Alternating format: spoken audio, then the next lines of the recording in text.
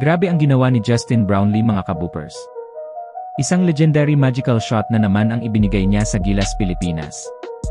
At hindi lang basta magical shot, mga kaboopers, isa itong crucial 3-pointer na naging dahilan kung bakit umabot sa overtime ang laban kontra Saudi Arabia. Talo na sana ang Gilas Pilipinas dahil lamang ng 3 ang Saudi, pero nanalo pa tayo salamat kay Justin Brownlee. Maganda rin ang ipinakita ng buong koponan dahil 4 na players ang pumuntos ng malala. Gaya ng sinabi ko sa mga nagdaang video, kapag nabibigyan ng mahabang playing time si Kevin Quiambao, malaki talaga ang impact niya sa laro.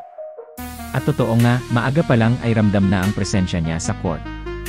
Dahil sa kanyang agresibong laro, napukaw niya ang atensyon ng depensa ng Saudi Arabia, kaya nabibigyan ng open looks ang mga veterano tulad nina Justin Brownlee, Dwight Ramos, at AJ Edu. Epektibo rin ang mga atake at setup ni Quiambao, lalo na para kay AJ Edu. Madalas din siyang hanapin ni Brownlee kapag mahigpit ang bantay sa kanya. Sa overtime, grabe rin ang ginawa ni Kevin, siya lang naman ang nagbigay ng 6-point lead matapos ang back-to-back 3-pointers. Sobrang solid din ang nilaro ni AJ Edu. Nakakapukol siya ng 3 at napakabilis ng kilos sa depensa. Saludo rin tayo kay Scottie Thompson, malaki ang tulong niya kapag nahihirapan ang big man ng Gilas sa big man ng kalaban. Palaging handa siyang dumipensa mula sa likuran para makapag-block. Kumamada pa siya sa third quarter para hindi lumayo ang kalamangan ng Saudi sa palitan ng puntos. Malaki rin ang ambag ni Dwight Ramos na nagtala ng double-double, 13 points, 10 rebounds, at 3 assists. Same kay AJ Edu na may double-double din, 17 points, 11 rebounds, at 4 assists. Pumutok din si Kevin Quiambao na naglista ng 17 points, 3 assists, at 3 steals.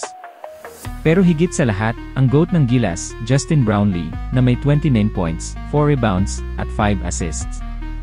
Sobrang salamat talaga sa 3 na yon, at dahil doon umabot pa sa quarterfinals ang Gilas. Sunod na makakalaban ng Gilas ang Australia. Sana nga ay mabigyan pa ng mahabang playing time ang ating mga young players. Kayo mga kaboopers, malaki ba ang epekto ng mga young players ng Gilas sa mga panalo nila sa FIBA Asia Cup 2025? I-comment nyo sa baba at pag-usapan natin. Maraming salamat!